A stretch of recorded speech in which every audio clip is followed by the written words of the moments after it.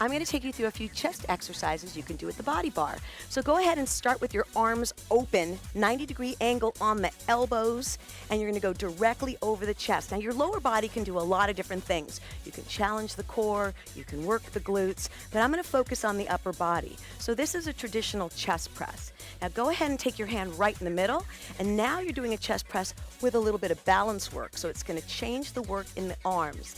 Now if you take that elbow tap and cross over the body, that's going to strengthen the inner workings of the shoulder. It feels a little weird, but it's absolutely fantastic to strengthen the shoulders. Now, if you like, you can turn the bar and change this into a fly. So I'm going to go ahead, support my head so I can watch you and go for that fly. You can also do the crossover fly all the way across the body, and that is much more challenging. So let's finish off with a nice clean chest press and a throw just for fun.